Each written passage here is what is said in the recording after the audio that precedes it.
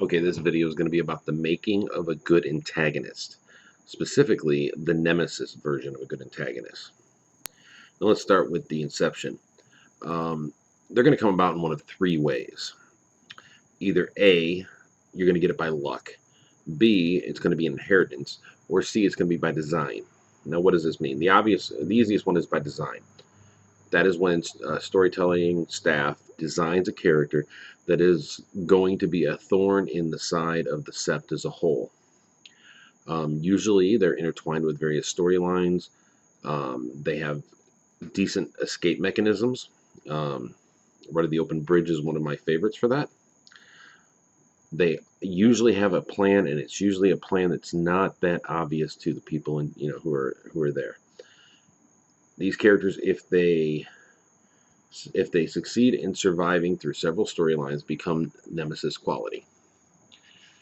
Inheritance is usually when a player character performs some kind of heinous act and is not brought to justice. They flee, they're hit with Red of the Lone Wolf, or for whatever reason, they don't get killed or they don't suffer full justice and they leave the Guru Nation. They become very good Nemesis class characters because they have a history there. The only thing you got to be careful about is role-playing continuity. I know in the past some of my players have complained that when inherited characters become Nemesis, from my perspective, they are played a lot more ingenious and a lot more nefarious when they're in my hands rather than the player who I got them from. The other ones are by luck. By luck is it just happens. For whatever reason, the character doesn't get killed. It could have been a throwaway Fomori that just happened to be unique enough that they recognize it. At one point, I had a huge-sized albino that fought a huge-sized Guru to a standstill before something else occurred, which he escaped, and the player turned that into a nemesis because he was always hunting for that albino because he felt like he left that undone. And I brought that character back a couple times, and it became a low-level nemesis. And that's a good way to do it is when they leave loose ends. Those loose ends usually need to be tied up or they need to be turned into something else. And you can actually weave a very good quilt by taking some of those loose ends and bringing them into later stories as recurring pains in the ass, recurring, enemies, and then eventually recurring nemesis. Now, that's all fine for how they're made, but what actually takes them to that level? Well, first off, they have to be a threat. They have to achieve something against the sept and the Guru as a whole. That usually means they either need to in some way change the landscape of the sept by destroying something. They have to take something away from the Guru that they wanted or that they cherished, or they have to actually kill some Guru or be responsible for killing those Guru. That will start elevating them to the level of epic level enemies and eventually epic level nemesis. Also, they need to make sense. I have a couple of nemesis out there that are dedicated to the Defiler Worm. They are particularly nefarious. They are particularly sadistic and underhanded, and they have plans within plans within plans. And as people start to unravel them, they usually unravel them thinking they're about to have a grand victory. They get a minor victory and realize there's more threads coming off of this, or that they just took out a lieutenant rather than the general they thought they were taking out. You could also have some that would be like under Beast of War or Eater of Souls. They need to fit the motif of the type of enemy or nemesis they are going to be. Beast of War, Jesus, that should be a very straightforward and brutal son of a bitch.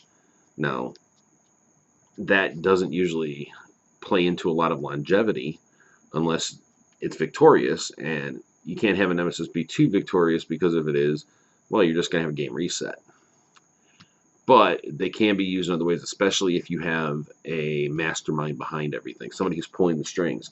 So if the Beast of War Nemesis, let's say it's a Black Spiral Dancer, former Geta Fenris of Rune, that's a general for the local hive, and every time he gets close to breaking through the defenses or coming close to victory because of other things happening, the hive leader yanks him back and makes him retreat. You just need to have stuff that makes sense. If he retreats for no friggin' reason, then it doesn't make sense, and the characters are just going to assume he's a coward or assume he's incompetent. Once they assume somebody's incompetent, they're no longer a nemesis. Once they assume they're a coward, they just assume they're always going to be a coward, and then they're going to get upset when you turn and you stand and fight because now you've got the edge. That's the other thing, is always make sure the nemesis try to get the edge. The only time they won't have the edge is if the players in some way outsmart them, and you have to allow this. I mean, sometimes, and you will lose epic level enemies, you will lose nemesis. If it happens, it happens. You got to let it happen. You can't force an escape. If the escape presents itself to you, like they give you time to use right of the open bridge, or they left you with a mirror so you can jump into the Umbra, you have an enemy, or you have a minion that you can use as, you can throw at them long enough for you to escape, that's fine. But if they catch you dead to rights, if they have their claws in you, don't just force it because you don't want to lose the character.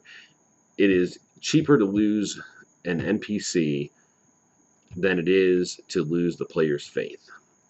And if you have a nemesis that is truly on a high par, the players remember them. The players will tell stories about them for years to come.